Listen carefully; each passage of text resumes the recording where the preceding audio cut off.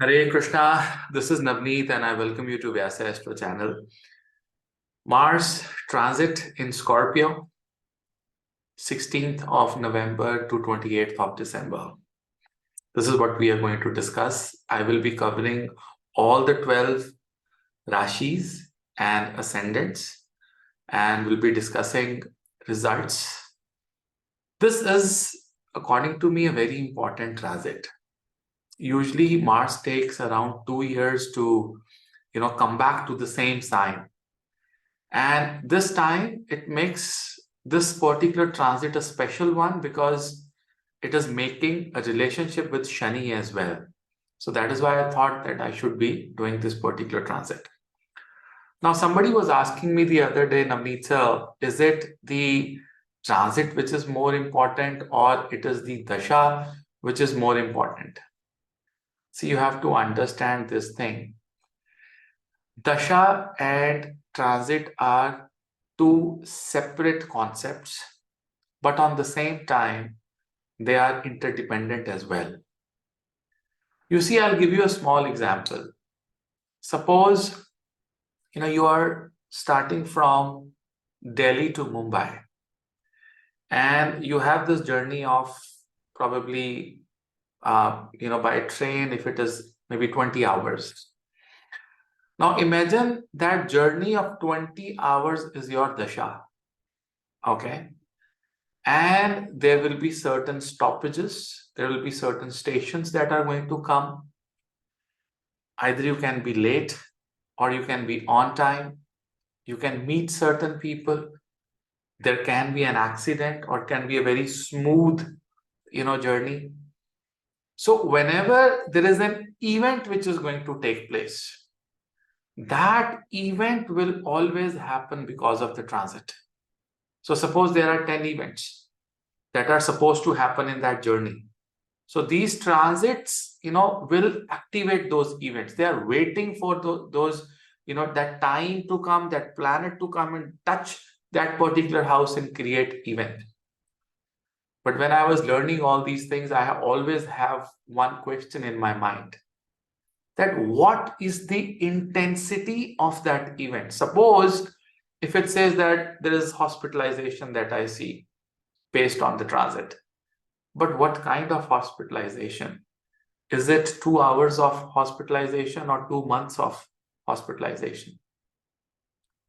If I see a small surgery, it is a small cut with just one stitch, or it is going to be a big one. If it is a difficult time, will it create a death or will it be just, a death experience? That can be seen through the intensity of the planets that are placed in your entire horoscope, making different yogas. For an example, if there's a transit in your 8th house, a very, very negative planet coming in your 8th house, and people tell you that you're going to have surgeries, you can have problems, you can have certain losses, but on the same time, you need to check your Mahadasha, need to check your Navtara system. In the Mahadasha, you need to check that the Mahadasha and the Antardasha, is it making any 6-8 Sambandha? Is the 8th house also getting active and there is a transit as well? Is the 6th house getting active and there's a transit as well? Or does the house of, the 12th house of losses and hospitalization, is that getting activated? And then you have that transit in the 8th house. That's the severe one. That's how you actually see that is this dasha, the yogas in the dasha, the Mahadasha, the Antardasha, the other transits, the Navatara system, do we have any support? So if there are 2 or 3 different, angles or things which are creating negativity at a given moment, that particular combination or these combinations will decide the intensity of the problem or the achievement in the transit. I hope, the concept is crystal clear now. So in this Scorpio, Mangal is going to touch 3 nakshatras, going to move over 3 nakshatras. What are those nakshatras? The nakshatras are Vishakha, Anuradha, and Jyeshtha. So these are the nakshatras of Devaguru Brahaspati, and then Saturn and Mercury. Now, first thing, as I said, I've done a video on Navtara. You can see it, the latest, probably a couple of weeks ago. You can check what is the category of these three nakshatras in your horoscope. Are they your Janma, Mitra, Atimitra, Vipat? What kind of nakshatras are they? And what kind of energy they can give you? That's the first idea. On the same time, you need to check what kind of a dasha you're running. Are you running a Marak dasha? Are you running a Karak dasha or a Yog Karak planets dasha, or a good dasha, or a favorable dasha, or an average dasha? Third thing is the Mahadasha and the Antardasha. Lord is making what kind of a sambandha? What houses are getting activated? That is why, these transit videos are very, very tricky. You need to understand that certain events will only happen if the dasha or other transits are supporting it. It's never one particular thing. Okay, the Mars coming in my 8th house, it's going to give me accident. Well, no. Or it's going to give me a sudden loss. It's going to give me a sudden gain. No. You need to check, okay, there is a possibility of this particular thing. Now, let's check what is the other support system. Is it the negative support system coming? It's a negative energy, or it is the positive one. Then you can actually understand what is happening. So the second thing is you check your Dhaya. Is you have a Dhaya running or a Sarasati running, or you have Mars Dasha running. If you are a Scorpio ascendant, Aries ascendant, if you have strong influence of your Mars on your Lagna, on your work, on your communication, because you see, Mars is one graha, which my Guruji used to say, Navneet, it's like a current in the body. Whatever current, whatever energy that you have in your body, that veins is carrying some sort of current, that nervous system is giving that signal through a current or a vibration is coming from Mars. And now you bring this Mars into Scorpio. Scorpio is a Rashi which is discovered by Sun, Surya. And Aries is a Rashi which is discovered by Chandra. Remember this. So that is why when you find someone who is an Aries Lagna, are the people who are more emotional. They are not very practical. But when you find people with the Scorpio Lagna, you'll find these people are practical people. They'll go deep into a concept. They will not get carried away easily. And also they are far more aggressive. It's like a volcano coming out of, out of this earth. That is what Scorpio is all about. It's about, sudden, quick, impulsive reactions. That's what Scorpio is. Scorpio can be very, very impulsive and aggressive. However, Aries can also be aggressive. Aries can also be impulsive, but emotional as well. Extremely emotional, right? Scorpio is one energy, if you do not, provoke them, if you do not prick them, they're not going to bother you. But once you provoke a Scorpio, you provoke, or prick a Scorpio, he's not going to give it. He's not going to leave it. He's absolutely going to give it back to you. That's what is Scorpio all about. Now you have this Mars coming into Scorpio. At the mundane level, at the universal level, one has to be careful, because from the 8th, it is also having aspect on Saturn. And there is a Saturn aspect on the Mars as well. There's a 10th aspect of Saturn, and there's 4th aspect of Mars on Saturn. So got to be careful. This is a situation that can cause conflicts, that can cause certain problems that take long time to resolve. And it can also give a lot of hidden enemies. It is going to create certain yogas that are uncontrollable, that can create panic, that can create certain events that are completely unexpected. It's like a blast. It could be a disease or a pandemic, or it could be some sort of a war or situation like a war, or that can happen within the society, within religion, dharma, within your family as well.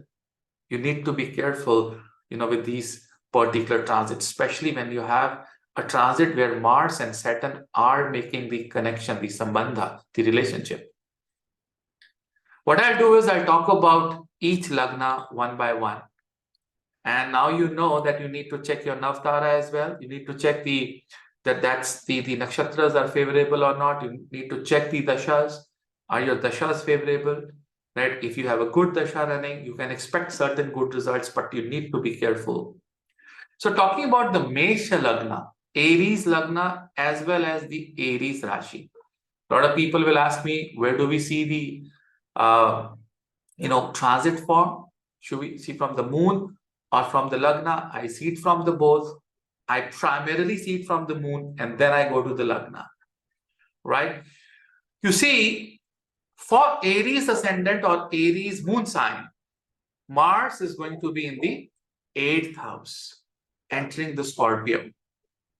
First thing first, you can expect sudden events. You can expect, certain accidents. You can expect certain gains and losses.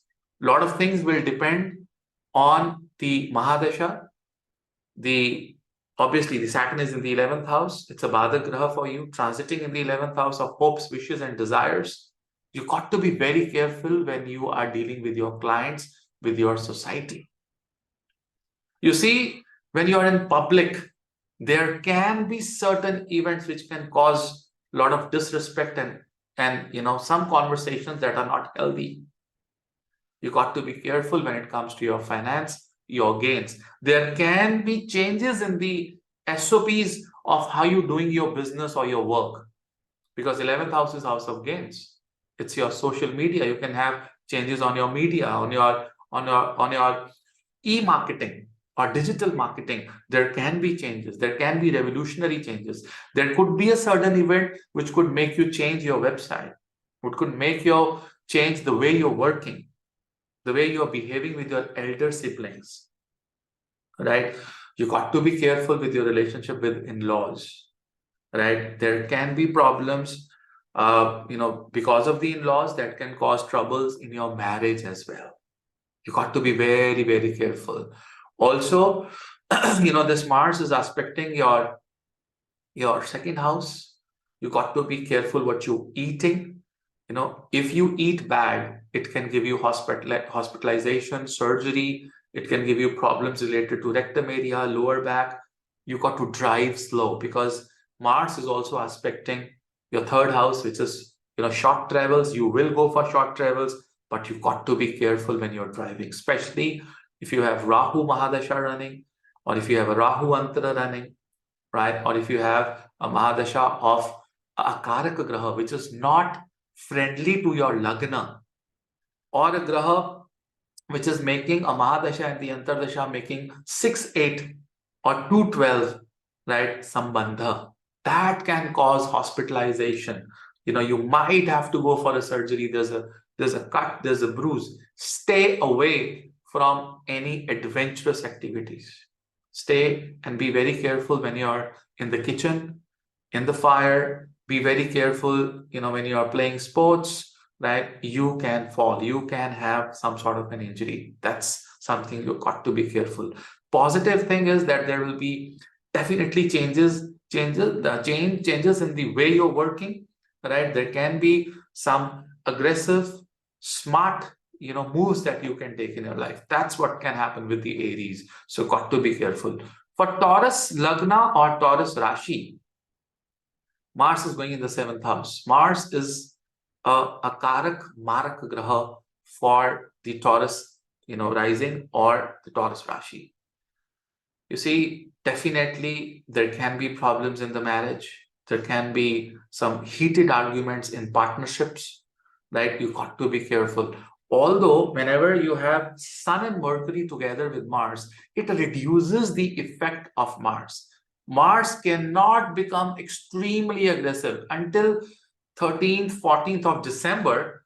Mars is not going to be very aggressive. The moment the Surya is going to go out of Scorpio somewhere in the middle of December, that is the time Mars will really gear up and will have a lot of energy. So from December 14th to approximately 28th of December, you got to watch out. You got to watch out what you speak, right? You mind your actions, right? You have to keep patience with your partners, professional partners, business partners, with your wife, with your spouse, and it is also aspecting your 10th house of work, right? Got to be careful with bosses, your colleagues, right? It can cause certain problems or certain events that you've not expected.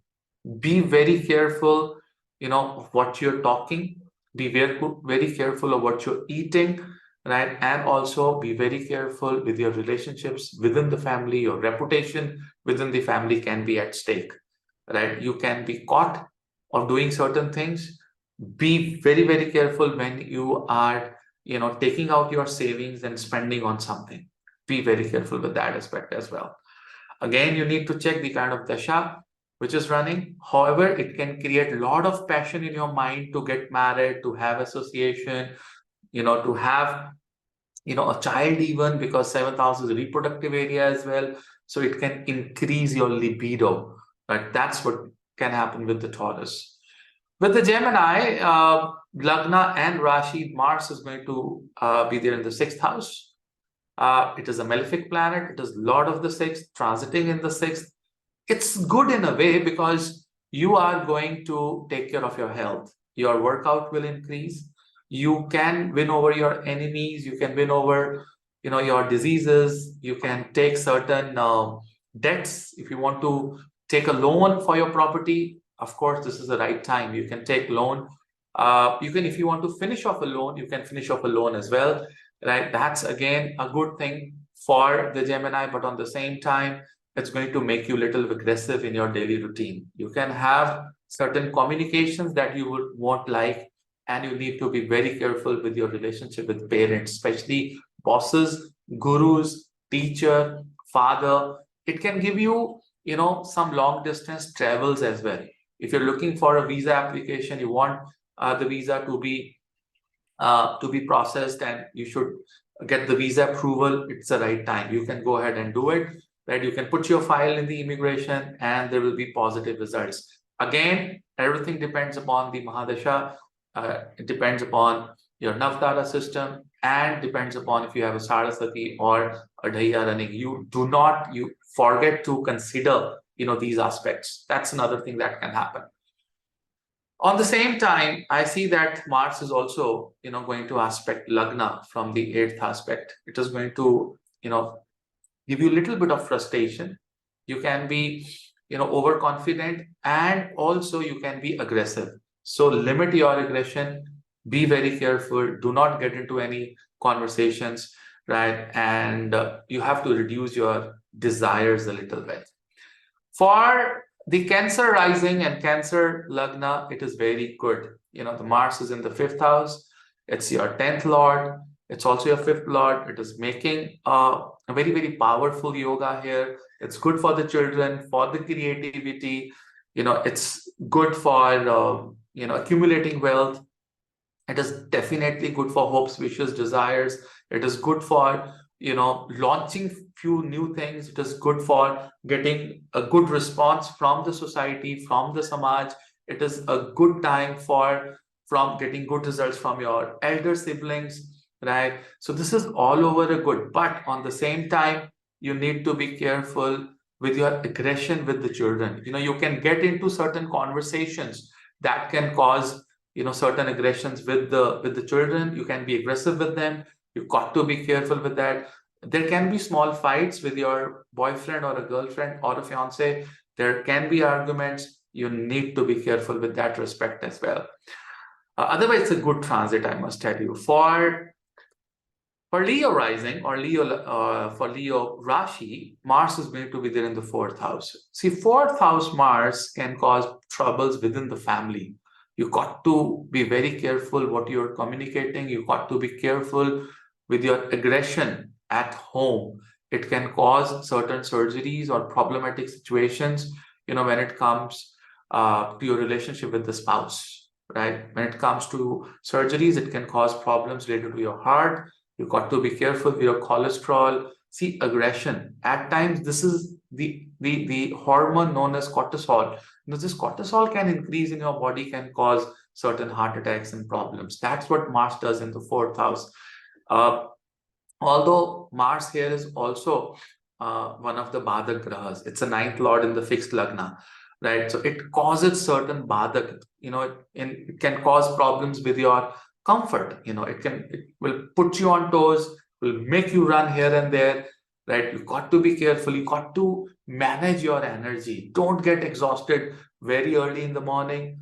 Just conserve your energy. Just stay there. Keep patience. Try to meditate, right? And try not to indulge in any heated conversation. There can be changes in the profession because Mars is aspecting the 10th house. If you're expecting something to come, in your profession, some positive thing to come, it can be on hold until December. That's because, anyways, Mars is a Badak Graha. I must tell you, people say, oh, it is a Bhagya Swami. I agree, it's a Bhagya Swami. On the same time, it's also a ninth lord, in the fixed lagna. Got to be careful, right? For the Virgo rising and the Virgo moon sign, Mars is in the third house of Prakram. It's gonna increase your ability to perform, right? It is going to give you a lot of willpower. It's going to give you strength to take certain actions. It's gonna give you a new start. If you're looking for something that you need to start urgently, it's the time. You want looking for a job change, you were looking for a promotion, you're looking for a transfer, the third house is getting activated. You can support your brother, but on the same time, be very careful. The way you are communicating, your words can be aggressive, that can hurt others, that can hurt, your family, your bosses, your guru, your teachers. Got to be very careful with that. On the same time, Mars is also going to aspect the 10th house, right? Mars here is also the 8th and the 3rd lord, not considered good. Be very careful, just stay grounded, right? If you have any heated conversations or problems or conflicts with your management, with your bosses, with your own business, try to postpone certain things, right? But if your dasha supports, it will reward you as well. It can give you certain new things, a new project, a new role. If you're on the bench, you'll get a project immediately and you'll start working. For Tula, which is Libra rising or Libra Rashi, moon sign Libra, Mars is going to transit in the second house. Be very careful of what you speak, control your aggression. There can be problems related to what you eat, which can cause problems. It can give you surgeries because Mars is going to aspect the 8th house from the 7th aspect. It is also aspecting your 5th house. There can be a breakup. There can be a problem. You can be over passionate with your relationship with the children. You can be over passionate when it comes to your fiance or a girlfriend or a boyfriend. You got to be careful because Mars aspecting from the 4th aspect on the 5th house, where you already have a Saturn, is not good. It's not good. It is going to make your brain very, very technical. You can lose some money, right? You can be aggressive for no reason. You can have certain issues in life which could have been easily managed by just having a very composed conversation, but you stretched it just because of this transit and you put others and yourself in trouble. So for Tula, for Libra, you got to watch what you speak, you got to watch what you write, you got to be very careful with your relationships with bosses, with in-laws. You got to be careful with your health. Otherwise, you can be in trouble. For Scorpio, it is making a Ruchak yoga. Mars is the Lagna Lord coming in the Lagna. You can become aggressive, right? I mean, this is where the impulsiveness increases.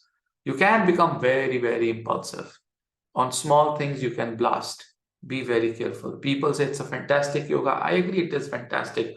But on the same time, it is also coming with one of your, areas where you are uncontrollable. And that is when someone provokes you, someone goes against your wishes or will, you become extremely tempered, and then there's a blast.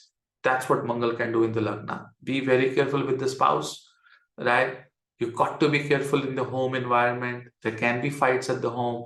Stay calm when you're talking to your mother. So, but on the same time, if you have a favorable dasha running, the relationship with your mother will be good. It will gradually improve. Relationship, usually Scorpio Lagna doesn't have good relationship with siblings, right? Their parents, mother and father, especially after their marriage, they do not carry a good relationship with them. Either they are separated, because of, they move away from the country, or they move away from the motherland, or they get separated because of siblings or behavior or impulsiveness. That's what happens with Scorpio. That's a tragic story about Scorpio. So Scorpio is going to aspect the eighth house. If you're trying to hide something, it can come up. People can see what wrong you were doing in your life, and there can be sudden gains also. But if you are not running a favorable dasha, if there are other, transits which are not favoring you, you can be caught. Okay, so be very careful. So if you're making any mistakes, or if you're trying to hide certain things, you got to be very careful then with them. For Sagittarius Lagna or Sagittarius moon sign, Mars is in the 12th house. Here, Mars is going to cause a lot of problems in the expense management. Your expenditures can go haywire. It can be a blast of expenditures. There can be problems related to legal things. You can get into some court cases, jail, hospitalization, asylum.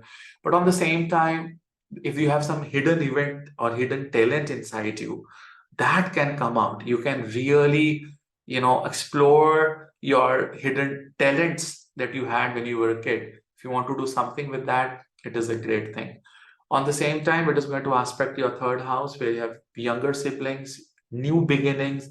There can be a transfer that you might not like. There can be a change in the job that you may like, right? Depending upon the dasha, how favorable, how good is the dasha, how favorable are the other transits for you. You need to be very, very careful. On the same time, it is also going to aspect your sixth house. It is a good time to win over your enemies. If you have an enemy, you want to stop that, you want to put a case, you want to win something legally, you have to start trying faster, right? You have to start meeting lawyers, you have to start getting the dates from the court and try to resolve it. It's good time until December 28th to resolve certain issues. But to resolve certain issues, you have to jump into the issue first. And that is where people are reluctant at. So you got to jump into issues to solve certain problems. For Capricorn, it is going in the in the 11th house.